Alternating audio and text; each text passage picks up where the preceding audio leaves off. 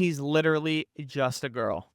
He's literally just a girl. No, but like, and I mean, vice versa with the rock creature because, like, not for nothing, like, oh god, it would have been so funny to like see like the rock creatures being like, "Rah, rah, rah, rah, we gotta send him out." Hi, I'm Tom, and I've never seen the Titanic, but I have seen The Room at least 3 times. And I'm Sean, and I think Forrest Gump is fine. There, I said it. And this is Flicks and Flops, the podcast where we watch movies, talk nonsense, And pretend to know what we're doing. grab your snacks, lower your expectations, and let's ruin some cinema together. Because nothing says film analysis like two friends arguing over whether Nicolas Cage is a genius or just bored. All right, and welcome back to another episode of Flicks and Flops. We're here at our favorite place, Chunky's, as always. Oh yeah, and we're actually here at a time where there's a lot of people here for once, so, don't mind the background noise, but I mean, people are here on the Saturday, they're enjoying a movie. I gotta say, has to be the first time we've ever been to a movie, like, even regardless of, we've never gone to a movie for this podcast that wasn't a Chunky's, wink wink, but, it was packed. Oh yeah, the theater was absolutely packed, so we ended up seeing Project Hail Mary. Yeah. Which I hadn't seen a ton about it. I mean, I was just saying before, ever since we started this podcast, I'm not really watching a ton of trailers for things. Yeah. I'm trying to just go in blind and only go based on what I think when I see, like, the poster of the movie. Mm-hmm. So I had no idea what to expect when I came into this movie, and honestly, I thought it was really good. Yeah, no, I was, like, pretty impressed. I mean, Lord and Miller, most well known nowadays for the Spider-Verse, but they also did 21 Jump Street. They've done some other stuff. Like, there was this really underrated show, I don't know if you ever saw it, The Last Man on Earth. No, I They don't think I did saw that, that one. that was on Fox. Fox is, like, one of those ones where it's, like, they'll have, like, 4 shows that suck, and then they'll have stuff like that, and, like, Fringe, where it's like, God, like, how are these not more popular? And then they also have, like, the Alien show, which is just straight up garbage. We're fast, we're strong, we don't break.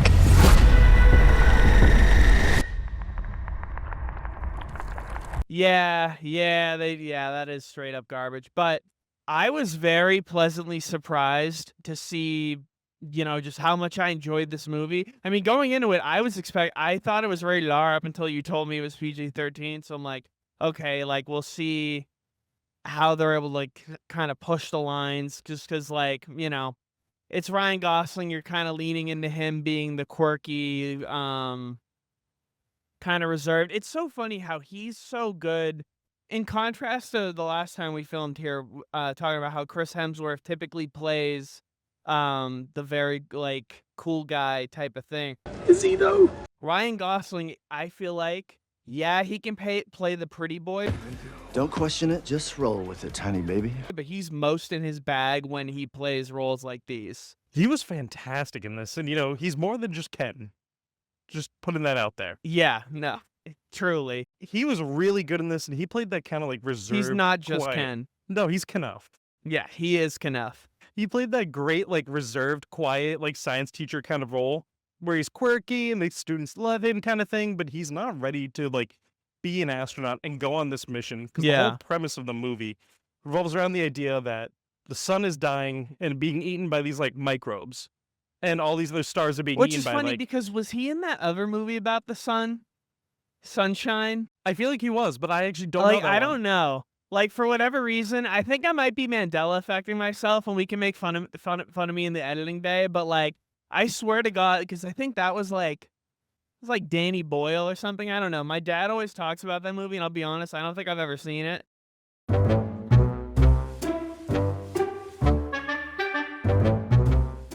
I've never even heard of it. I'm trusting your judgment 100% on I'm this. pretty sure. I think the plot of that movie is also something about. I mean, the sun dying is like classic fucking. Science fiction. It's like, all right, what are we doing? The sun's dying. Okay. I mean, like, Day After Tomorrow is, like, I think probably the biggest example of that. Because I mean, people, like, really got together for Al Gore, and it's like, all right, let's scare America.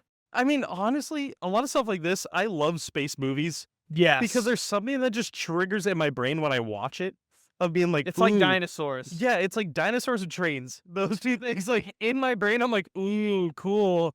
I'm like, that's so awesome. Like, I Yeah. see that. I'm like, all right. But I love the whole idea that he's not an astronaut himself. You know No. what I mean? Like, he is No. not prepared. He's just this, like, quirky scientist kind of guy. Well, he was like a doc. It sounds like he was like the type of doctor who was like very out there, like kind of like, very bizarre science, very like controversial, challenge the mainstream. Because the way it's funny for like a guy who's very reserved, like and kind of nerdy, he's also like when it comes to the science he's talking about, that's when he's very confident. And I mean, even you have like the deadpan, God, I don't know the actress's name, but she was great. His boss, like his supervisor from the government. For the longest time, I thought it that- was Were you gonna say Shiv from Succession? yes. I For wrote a it minute, in my notes, and I for was a like, minute, is that I Shiv? thought it was Sarah Snook, but Yeah. it definitely isn't. It looks um, so much like Yeah, her. she's been in stuff, but this was it was good because like she played kind of. I mean, this has Lord and Miller written all over it. They also did the Lego Movie. Like you can tell from the screenplay and like the writing, it's like it's pretty quirky. I mean, not necessarily as much as like say like a Knives Out or like but I mean, you're going to get your kind of that kind of humor where um it's a little bit of pop culture, it's a little bit of puns, it's a little bit of but I mean, all of it's like pretty creative. I'm so curious how accurate the science was in this. I was wondering about that I was too. wondering about that the whole movie. I'm like, if this is even like 15% accurate, like scary. I mean, I will say, I think a lot of the humor in the movie is very, very well done because I'm so tired of a lot of movies doing what I like to refer to, and a lot of people do too, as like the marvelization of Oh. humor. Where it's always like the he's right behind me kind of thing, or like the like just repeating and stating the obvious. That's the worst. Where it's like, like classic Marvel joke. Guys shit talking him. He's like, "Oh, he's right behind me, isn't he?" Like, yeah, that was funny. Like the 40th time in like some 2000s car. That's like the fact that became popular in live action movies pisses me off because that's been like basic cartoon humor Yeah. forever. So like, what are we like really like dumbing down audiences? No, like that's what you kind of just nailed what I was having a hard time phrasing because the way that like Lord they do it is quirky, it is whimsical kind of in the sense of the Marvel, but it doesn't treat you like an idiot. Yeah, and they let a moment breathe too. They're not afraid to let a moment be heavy and let it sit with you and let it marinate without ruining it. Because I think that's where like a lot of Marvel movies struggle with that. Oh yeah. Is they'll have a serious moment and then all of a sudden it's like, oh, now we have to throw in a joke because people realize it's too serious and your attention span's going away. Yeah. But I feel like this movie did a really, really good job of being like, okay, so we know that this is a serious moment and we're going to let you acknowledge that that is happening. Uh-huh. And like the gravity of what's been said is they allow it to sink in. Yeah, I like when they would space it out. You'd have like those moments where he's doing like the classic space flight. It was so weird. Like, never once did I think they were trying to like copy Interstellar in a sense. But I found that this movie, the way that they did like the messages back home thing was like a really nice contrast. I mean, Interstellar, they almost go like too far with it to the extent of like where you see them interacting on both sides. Whereas in this one, you don't get that payoff until the very end because which if anything, I thought that was a smarter way to handle it because one of my problems with Interstellar is how they treat the messages back and forth in the space between, like they constantly are like, oh, okay, it's like this many light years, it won't get there for this and such. We'll and have a such. Skype call. But like meanwhile, we're literally watching Matthew McConaughey watch his son go from like 10 to like 40 in like a minute. Behind the bookshelf. Yeah, like well, no, that was the daughter, but yeah, oh god, from behind the bookshelf. Like just like his what I always thought, you ever seen Ghost, that movie with Patrick Swayze? I always thought like when he's coming out of the the bookshelf, it always reminded me of that. I thought that was one of the cornier parts. But regardless, I like how this movie like kind of treated it like, okay, no one's gonna know the fruits of his labors like pretty much until the probes make it. Like Interstellar, it bothered me that like, okay, yeah, they have a similar problem, but they're constantly having this back and forth, not like an actual conversation, because I mean they can't communicate like that, but like, dude, we're gonna say they're like a bajillion light years away, and yet they can still, yeah, no, fuck off. Like I like how this movie kept him isolated outside of Rocky, which, my God, if we weren't surrounded by a group of people, and I feel like you know what scene I'm talking about here, but there was one scene where I was literally about to say to you, like, God damn it, I can't believe this movie is making me care / is wholesome about a fucking rock monster. You know what? I thought the same thing. I was like, there was a point in the movie where I could feel myself actually starting to tear up. A little bit, And yeah. I was like, there's no way that I care about a rock. Like, I'm caring so much about this rock that is, like, basically an inanimate object, and I am all aboard the Rocky train. Well, what's so cool is that, so the first movie I can really think of Ryan Gosling playing this kind of role. Have you ever seen Lars and the Real Girl?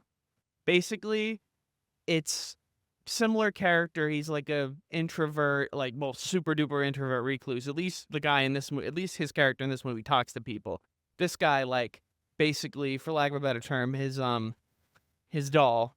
You know where I'm going with this, you know, keeping a PG-13 here at Chunkies. He basically treats a doll Yep. as his real girlfriend. Lovely. No, but there's so much depth from it, and like the whole town in the movie, like he's beloved, and the whole town treats her like a real woman, just to, like, you know, yeah, keep. And so I've seen him have the chops to interact with, to have a lot of emotional depth with a character that's not actually there. I mean, if you think about it, he's just there by himself because that character's green screen in. Well, yeah, they have whatever stand-in. God, we need to go find the footage. behind the I scenes. love the footage of when they have the people with the motion capture of the stand-in. I doubt they did that for this one, because a lot of the times they would do, even if they're not going for the mocap or like where the character's face looks like it, they have someone usually acting it out. But like, how do you get someone to act out a spider? Like, You call Benedict Cumberbatch to come do a behind the scenes thing. yeah. Oh my God. When I found out he was Smaug, this is a sidebar, I literally was like, why are we wasting him on this? I mean, granted, like, he was great. I mean, I'm sorry. let's call a spade. Those movies should not have been a 3-part trilogy at all. But yeah, no, like, God, the relationship between him and The Rock, it was just so perfect, because it's not like he couldn't interact with people and like couldn't, the scene where he's like, where literally he basically says it out loud that the barriers between him and The Rock almost remind him of how he puts up, you know, barriers and boundaries in his own relationships, right? Yeah. Because I mean, we don't get like the full extended backstory, but we can tell that like he pushed all his colleagues away. He pushed his ex-girlfriend away. Rocky hate Gary. That was that. Oh no, it was Mark. It was Mark. Rocky hate Mark. Rocky hate Mark. Which is funny, because how was Mark one of the 220 words they already had in the thing? I mean, it had to have been something like "on your mark" or something No, like I that. know, Like, I you know. know, at some I point. just thought that was funny that in that scenario he's But not. speaking of all those words too, that's another great thing that they do in this movie is the evolution of them trying to communicate with each other. It's not just like the whole thing of they're like, one day we woke up and understood each other, and because they're like, you're too stupid to understand. They get that an audience will understand the growth, but you need to show the growth. And I love that they show, don't tell. You know what I mean? Yes. They're like, he's typing in the computer, he's like, okay, here.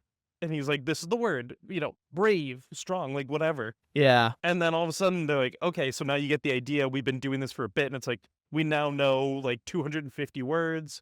We can have full conversations with each other. Like, I thought that was really cool. And I will admit that like jump scare when they first introduced Rocky did actually get me. Yeah. I don't know if you saw me, but I was like, oh. I literally was thinking like, I'm really about to get scared by this one. I know what gimmick they're going It for. was so obvious, yet but I was not like, in I the way know it's gonna but not happen. in the way that like a horror movie does it. I'm kind of just like, this isn't even like meant to be scary. Like what? No.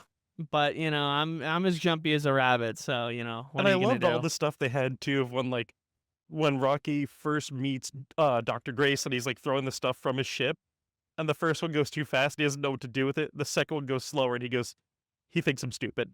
He thinks I don't get it. And it's like that connection that right off the bat, Rocky was already, before even knowing his intentions, was trying to look out for him and trying to communicate Well, with just him. the fact that like I love how they portrayed how intelligent Rocky's species is. What were they, like Iridians or Yeah, something? Yeah, Iridians. Iridians. Which I'm pretty sure, by the way, that is actually a real like I don't know if it's one of the planets we've had our like our probes on, but that did sound vaguely familiar to me. In cursory research, I was like, okay, like are these? I don't know if the whatever streak. I don't know if those exist. Well, granted, the thing they named the streaks after, like she's a character in the movie. Yeah. But no, I was definitely really interested to see kind of how what's it called? How they tackled that like over time. Just the fact that they actually took um a good amount of time to show us them like learning how to communicate instead of the whole like super duper quick montage. Like they actually spent like 5 to 10 minutes covering that part of it, maybe even 15, and it didn't bother me. No, it felt totally natural, and it helped to build that communication relationship that I felt like they knew each other and they had that bond. Whereas so many other movies would have that kind of issue of just being like, all right, quick montage, montage, montage. And then it's like, all of a sudden they're best friends, and you're like, I don't really get it though. Why are they best friends? Looking at it now, it makes more sense how they have it where they're like, okay, so here we did this, and they use like the videos as kind of their montage, Yeah. but in a better way. Like, I love the back and forth, especially when they're doing the whole thing of Rocky comes aboard the ship, and then he's like, I have no privacy. He's like, he's having to whisper, and he's like, he hears everything, and Rocky's like, I heard that. And he's like, I love that they kept going back to Rocky Vision like yeah, because so many movies also just so many they reference so many classic sci-fi things but actually put the pieces together with it. Like they actually show us like what his echolocation look like, how he Yeah. like looks like. Now granted, the one thing that confused me at first, but I kind of made peace with it when I just accepted that like holy shit, Rocky's species is like Omega Gigasmart, is like how was he understanding a good chunk of the English at first? I was wondering But that like, too. I'm wondering if it was just like on a core level. I mean, they were doing a lot of, there was a lot of gesturing. There was a lot of like, I wonder if it's one of those things of just like suspension of disbelief for just that. yeah. I mean, also like when you think about it, like we can tell that Rocky and Dr. Grace are both like savant types. Like they're very, in spite of not being like the most social people, they can like still read shit. So like, They're two sides of the same coin, yeah, basically. no, they were. And Yeah. and I think that's what makes it so interesting to have kind of those. Circling back to what my whole thing was, he's someone who he doesn't necessarily struggle with like human connection, but deeper connection he didn't. And yet, while they literally physically could not touch, he developed such a great friendship with Rocky, and it was just like, oh my god, it was so. And even the ways, It made me so happy in a way that like I can't even describe. Like I mean, before they could really communicate, even the smaller things like Rocky builds this like special ring to tell Grace that he's like, there's oxygen here, you can take off your oh, helmet. the 8 rings, Yeah, he's like 8 rings of 4. Okay, you're telling me there's O2 in here. And he's like, oxygen. Okay, and it's like, it's one of those things that they could reach each other on the same kind of scientific level. Which, come to think of it, I think that was the scene where I was kind of like, okay, like if this rock creature can create oxygen in a condensed space, then I can believe that he's understanding most of what. Yeah, it's like he just creates oxygen out of nothing. And he's I mean, like, look "I'm at what done they it." did at the end, dude. The Yeah, giant biodome where they literally created like insane. they created an ocean for him. And you know what though? Like, I think the only like gripes I have with the movie, they're very, very minor. Some of the flashbacks sequences slow the movie down a little bit. Some do flesh out Grace's character, but some aren't super necessary. I think the one where they actually show you the whole big, plot twist of the movie of why he is on the ship and why he's waking up in the way he does, I think that flashback is important. But I think the other flashbacks, like when everyone's singing and drinking on the boat and they're all having a good time, and he's like, how can everyone have a good time when they know they're gonna die? Like, that one, I think for the most part, I enjoy. I will say, as a whole, I'm glad that they went with nonlinear storytelling for it because it is a lot more interesting of a premise to have this dude wake up on this ship, have no idea like what's going on, Who he is. don't even really remember himself. Because like I'm so curious, like when it comes to the when they drugged him and put him in the coma, like there are little things where I'm like, God, like how long was he under? Like, Yeah, and then really, like, I think it was well done, and a lot of the cinematography was really cool because they had some great shots of when he's first exploring the ship. The camera's like moving around uh-huh. with like the gravity kind of, and they're doing these cool pans and whips, and I was like, okay, I can get behind that. And I don't know if you Yeah. noticed, but when they transition sometimes from when he's in the ship to flashbacks, Mm-hmm. it'll be him like in the same position in the flashback, and then they Oh rotate the yeah. Oh my camera God. to be the right way. So if he's upside down in the ship, they'll have him upside down in the flashback, but then flip the camera so it's right side up. And I'm like, that's a cool, unique way to do it. Instead of just being like, oh, here we go, we did a wipe or like Yeah. whatever. They did like a really interesting transition to those scenes. And they also had like a bit of a filter on those scenes too. To, further enhance it's like, okay, if you really don't understand, these are just the flashbacks. No, I mean I like it. I like that they went with that style. I will agree. There were a couple of them where I was like, okay. Like I almost like for example, I almost would have preferred the one thing that I felt we were missing. Granted, like I like a show don't tell, but the one thing I would have liked would be to see what happened to Yao and the Russian girl on the ship, like how they died. Like they show us that they're dead and like we get some flashbacks of them, but like we don't really have any concept of like how that happened. That's just the one thing, but I think they're intentional about it is like while they do kind of set like a pretty solidified timeline as to when they need to fix the sun by, we don't really know how much time is passing like in the flashback and also like on the ship. But, I mean, you don't really need to, but I don't know. I mean It's kind of hand wavy. They're like, yeah, yeah, I mean, a lot of science fiction movies would be like, you just have, like, the epic, like, Comic Sans, like, with the drop stroke being like being black screen, white black text. yeah, black screen, white text being like, 7 months later. Like, I'm glad they didn't do that, but, no, I mean, I was overall, like, very interested to see how they kind of tackled those flashback scenes, and I think for the most part, it was nice to kind of see it play out. I mean, you get a sense of his character without, necessarily being shown everything, but, like, you get pieces of dialogue that help. But, I mean, the core of this movie is literally like a, fish out of water, like, boy meets alien, like Okay, I love the fish out of water experience in my notes, so I'm glad we're on the same wavelength for yeah. that. Because it's things like that that really make a movie like relatable. Because so many people have been in those experience, not like this exact experience, but in an experience where they're uncomfortable or where they don't know what's going on and they have to try and figure it out, be it a social situation or whatever it is. And this movie did a really good job of that whole like fish out of water. It's like he's just a guy. He's not He might be, like, really smart, but he doesn't have, like, any, like, practical he's not an astronaut. He's not whatever. Like he's just a dude who found himself in this situation and he's just trying to make it work the best he can. he's literally just a girl.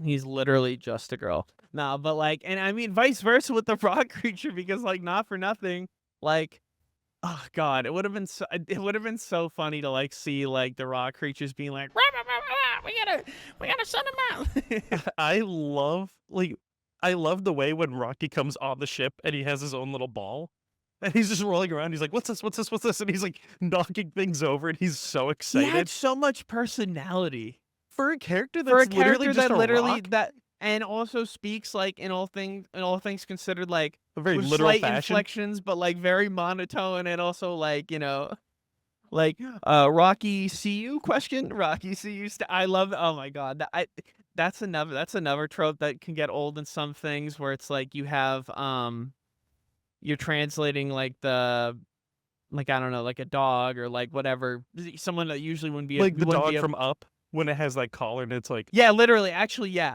It was like that, but, like, not as no, I wouldn't call that cringy. I don't know. It's just I like get what you're saying. they Yeah. take all these different things that have been in other movies, but just, like, executed in, like, a lot cleaner of a fashion, and I mean, from what I can tell from, like, what I'm seeing from the critical, like, response, I'm definitely, like it's seeming like a lot of audiences, like, vibe with the I mean, I can't get over how many people are at this movie. We went to we're filming right now. We went to an 11:10 showing, And I'd say that place, for the most part, was packed. Yeah. And I mean, granted, Tom and I are busy people. We're going here usually on like Tuesday or Thursday nights, so not the We're used to being the only ones. yeah, or maybe a couple other tables because everyone else is playing cornhole here at Chunky's. Come visit. But anyways, yeah, no, like it was the right amount of whimsy, the right amount of depth, just like, and like for a PG-13 movie, they really pushed, like, I don't know, and I think this is why I like the Spider-Verse movies too, because I think a lot of filmmakers get really hung up on, like, having to hit, like, okay, we can only have, like, this many swear words. We can have, like, they focus on all, like, How can we market the movie? the aggregate and things like that. But, like, in filmmaking, if you're concerning yourself with something like a rating system, then, like, or keeping your movie marketable, like you said, then you're already kind of failing as a filmmaker to an extent. Like, you're kind of compromising on some of your vision. And, like, don't get me wrong. I mean, it's a dog-eat-dog world. It's cutthroat, right? Like, you got to be... It has to be marketable to an extent. And, I mean, granted, like, the movie was. I mean, I was seeing trailers for it. But I'm kind of... It's funny. Circling back to that, I'm kind of like... I was in the boat of, like, I could watch the trailers and then, be able fine with the movie. Like, I mean, I've even... the audience is going to kill me for this, but I have read spoilers of movies before I went and saw them, and then just like watched the movie and still enjoyed it anyway. I wasn't like hyper fixating on like the spoilers, but I like that I didn't really know what I was going into with this. Yeah, I was surprised by a lot of the direction the movie took. One other small thing that I actually wrote down in my notes, and I was very surprised to see this in a movie this big. There's a continuity error. Oh? So, in the scene where they're telling Grace Kelly, like, you're going to be going into space. You said Grace Kelly? Yeah, I said Grace Kelly, didn't I? Dr. Grace Kelly. Is that like the morning show person? Fool of a took. I don't know. Continue. I have no idea. We'll figure it out. When Dr. Grace is going on, they're like, all right, you're going to go on the ship. And he's like, no. He has his glasses, like, kind of hanging off his ears or like below his neck. The very next scene when they pan back to him, they're not there. And then when they come back to him again, they're there. Oh. And I was like, that's so weird to see in a movie where it's like you have very big stars. It's a big budget, I'm assuming, movie, because there's a lot of very big spectacles in this movie. Like, a lot of the visuals are stunning in it. Oh my god. And you know what I heard too? Actually, I meant to tell you this. Well, I actually wanted to save this for the review. I read that that The Rock wasn't CGI. That The Rock was it like a puppet? Yeah, that it was like this super elaborate Puppet Yoda? There was this like super elaborate like puppetry system, and when it came to like shooting, I'd have to look into it a little more. But finding out that, like, I mean, obviously there is plenty of CGI with the space and stuff. Yeah. But the fact that I think that's what made I think that's what makes Rocky work well, is that his movements are a little more natural than your average CGI character. I mean, granted, we're in 2026. Like, you can make we can have AI copies of Brad Pitt and Tom Cruise fighting about like Epstein on top of a train. Have you seen that video? Oh, dude, it's disturbing. What's even more disturbing is how accurate you can clone the voices. But regardless, the future is now. I'm afraid. Yeah, sorry, old man. But no, like, it was just the mix of what they used as far as practical filmmaking, CGI, like everything was so stunning. And it's just so funny you notice that continuity error, because there were so many impressive ways they were able to keep continuity, and also like the fact that there's a technical term for what you were talking about where they cut in one place and then he's in a place in another. There's a term for that. I should probably lose my undergrad degree for not remembering it. Both of us are just ashamed of ourselves right now. Yeah, no. I'll just fix it in editing, and I'll put like a little Star Wars scroll text of it. Yeah, a little Star Wars scroll text, like lorem ipsum, like yeah.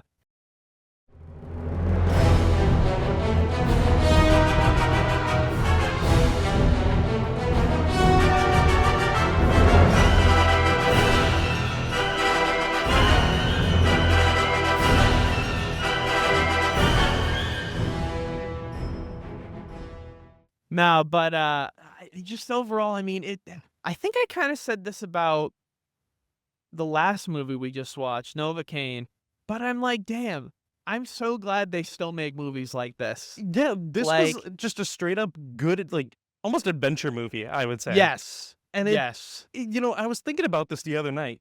There's not many movies like that because everyone wants to make a movie that can be sold in an easy way and can be put into theaters and in if an it easy is, way. and if it is an adventure, then it's like balls to the wall action, like fucking like Jurassic, Yeah, and like Jurassic World movie musical 1, 2, 3, like yeah, it's like I don't need every movie feels kind of like the same now, so it's nice to see a movie be so different and not yeah, be afraid to be different too. yeah. Like I it mean, was granted, unabashedly itself. like it is based on source material from a book, so it's not purely from Morgan Miller, but I gotta say, now I want to read that book because I want to see how the hell they put shit from a book like this into screen, which, I mean, granted, it's hard to say that when you see things like Lord of the Rings and Game of Thrones. Like, we can see how words can become crazy on the screen, but, like, just so out there with how they tackled everything of it. But it was, like, the perfect bit of light. It was lighthearted, but it also had, like, a lot of emotional depth to it. I think there isn't a bad performance in the house. I mean, honestly, like, some of the best acting is from Rocky's voice actor and from the woman who voices the ship. Yeah. I thought in the beginning where he's kind of isolated, I actually thought the ship talking was like a really good way of kind of like keeping him somewhat grounded. Yeah, because eventually, like, I was thinking about this, that's like my biggest fear is being stuck in a spot where it's just yourself for years and you have no one to communicate with and you're just going to drive yourself insane. Yeah. And I'm already a nervous flyer for an airplane. So, like, I can't even imagine waking up and you're in a spaceship and you're like, what do I do? And you're like, okay, everybody else is dead and all responsibility has fallen to me. Well, it's also just like, damn, like what drugs did they give him that he forgot who he was? I mean, it depends how long you're in a coma for. You know what I mean? If you're in a coma for like 30 years, not saying he was, but let's say, for the Well, role, if for we're the going meme. off of how long it would have taken him to get back to Earth, then he was at like least 10 years? I 15? think it was 11 years for the Yeah. message to travel, but I think but that was just going off the probe energy. I think the amount of energy of the phage things, whatever that was called, the energy source they found. Yeah. I think it was like 4 years. It took him 4 years to get from there to there. I mean, 4 years in a coma, you wake up and you're like, I don't know what's going on. Yeah, that's true. I mean, hey, that's why you get those memes of like what do you call it? Guy wakes up from a coma like, "Oh, how's my sports team doing?" And they like find out the that Jets still suck. yeah, everything. Oh, so it could be any year. Yeah, literally. That doesn't. Yeah, no, that's not helping me. Yeah, no, but seriously. Yeah, Geno Smith is the quarterback in the Jets. Wait, what? I was asleep for that long? No. Time's a flat circle. But yeah, no, like I was just very. It was fun. It was a fun movie. Yeah. Like definitely fun in a different way from Novocaine. Novocaine, just because. I think I like this a little more because the one thing in Novocaine that kept bothering me, and I know it bothered you, was just some of like, okay, I know it was kind of like satiristic, but sometimes it kind of bugged me for how on the nose it was with like, Yeah. like the shit with like the girl faking the crush at first, with like how bombastic of a villain like Jack Nicholson's son was, etc. Like, I mean, some of that is why that movie is fantastic, but like this movie, it stayed in its lane. I mean, it was a lane that was in an intergalactic lane, but like it knew how it wanted to tackle it from the beginning. And I'll say it, for a movie that was pretty long, like I'd say 150 something minutes, Yeah, probably. did not feel like it. And also, I know we say a lot on this podcast, like, oh, the extra half hour, like, fucking kind of knocked down to some points for me. This is the first one in a while I actually think the length was warranted. And I mean, it's literally an intergalactic journey. So like Movies like this need that time. Yes. You need to build out the characters. You need that kind of like build up to the payoff. I think a lot of other movies take advantage of that time length and they're like, well, I'll just kind of do whatever with it. But I really Yeah, didn't feel. we'll have a scene where like Chris Hemsworth is like Yeah, having some awkward like flirting thing for 10 minutes. and with you're the like, one- yeah, really? But ugh. like this, it feels like there wasn't really time wasted in this movie. No. It feels like, yeah, sure, some of the flashbacks aren't as strong as others, Uh-huh. but that's not to say that they're bad. That's just to say like some are just so good that the others are paling in comparison to it.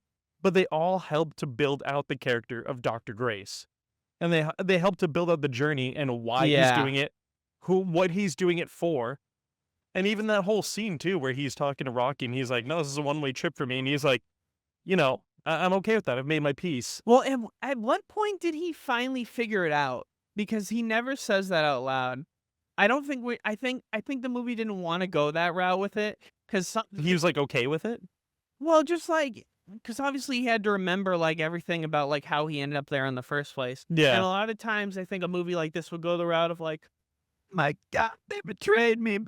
But like in this one, like we actually kind of see him like at peace with that. Well, at peace with that is yeah, as much as he possibly could. I mean, anyone in this, I mean, his situation was so unbelievably fucked up that like I don't know. I But do love that though. When he's talking to Rocky, Rocky's like, "No, I can get you back home," and then he starts crying. He's like, "I thought you were at peace," because no, that's just something people no, say. I know. That see, like, oh my God, the comedic, the fact that a inanimate spider rock had comedic timing like that, and like, Not only that, but like a lot of the lines that Rocky had felt like they had emotion behind them too. yes, And it felt like, for like you said, an inanimate basically spider rock, his like curiosity is what made him feel more genuine. I mean, listen, man, you don't end up in a space spider rock relationship for 186 years without passion, man. Okay, he has passion. Hey, as long as they don't try to make this like a Grogu and make it like sell this toy everywhere of like a Rocky toy, I'm happy. I don't think they're gonna sell a toy of a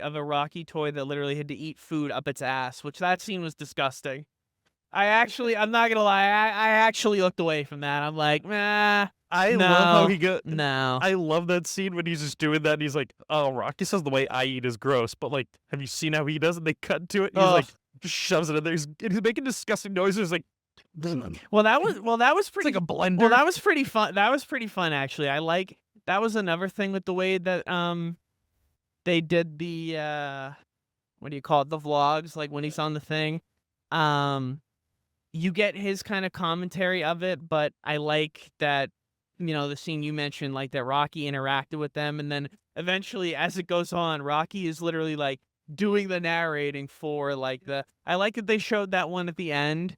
Hello, people of Earth. Yeah, I am an Iridian. Like, no, like I'm glad they didn't show that in the moment, but like Yeah, that was one of those things where I'm like, okay, these guys are so, and what makes that scene with the glasses, God, that pisses me off. I didn't notice that. it's such a minor thing, but I've been kind of like trained to look for those inconsistencies, Yeah. and like, especially in TV shows, one thing that I really love to try and find is if there's still the markings for where the actors need to stand. Oh yeah, Because it's rare, but if you find it, you can see the tape on the ground, and you're like, that's their spot. you probably got a kick out of when HBO released the 4K Mad Men, and you when could they and had you, the guys doing and you the could see the vacuum. guys doing the Scenes. Yeah, dude, like, oh my God, I know.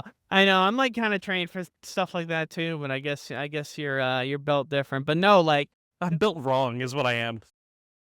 all right, hey, if righty tighty and lefty Lucy, loosey were yeah. righty loosey He's and like lefty lefty-tighty. tighty, then hey man, maybe you're right. Like that's one That of my was favorite so things about this smart. movie is just all the comedic elements are perfectly done, and they're not like they're not too over the top. Uh-huh. Like when he does that whole thing trying to open the jar, and he's trying all these scientific ways, and he just goes lefty righty, lefty tighty, righty loosey, and he tries to reverse, and it works. The fact that it worked, I was like, oh my God. even he's like, oh, But it wasn't. But some movies I would have like rolled my eyes at that, and I really didn't in this one. I kind of was Yeah, like, okay, 'cause he like that exhausted actually every option. that actually makes sense. yeah, Yeah. every other option he exhausted, and he's like, the Yeah. only thing, and he's like, this isn't gonna work, but I'm gonna try it. For sure. So I thought that was well done, but overall, I think that this is a really, really strong movie. It Yeah. might be one of my favorite movies I think we've seen on this podcast. I think so too. Yeah. honestly, it was such a strong movie from start to finish, and it was competently made. Like everything about it, it's like And like our gripes with it are very Extremely minor. nitpicky compared to some of the other like good ones on this, where I think there are genuine like flaws. This one I thought was like they knew what they were going from the beginning, and the movie was like so aware of the subtext and all the things that were happening in the background. Um, like they didn't have to show all those things, but like they still kept up with it. Like if that makes sense, it probably doesn't, but I get what you're saying with it, yeah, though. thank you. Well, we'll hope they do. I don't know, but yeah, no. Overall, I'd say one of my favorites as well. And Lord and Millie need to make more movies, and Spider-Verse 3 needs to come out because god damn it, they've delayed that movie for like 4 years. It'll be out soon, I hope. Yeah, I hope soon. TM. But I think that's going to about do it for us. As always, we're here at Chunky Cinema in Manchester, New Hampshire. We just saw Project Hail Mary. So, open 7 days a week. They got plenty of activities here, plenty of arcade games, as you've probably heard in the background throughout the pod. A lot of cool movie motifs. There's Shrek behind you. I dare the audience to name everyone they can see in the background. First person to put a comment on the YouTube channel saying they are, will get absolutely nothing from me. Yeah, you get our love and respect. Yeah, you get our love and respect. But no, thanks for supporting the pod. Shout out to them for supporting the pod, and also shout outs to everyone who's been rocking with us. But yeah, this was a fun one. So we've had some flicks. I'm fearing it may be time for a flop. Oh, I got a decent list coming up. All right, well, stay tuned then, folks. But that'll do it. Take care.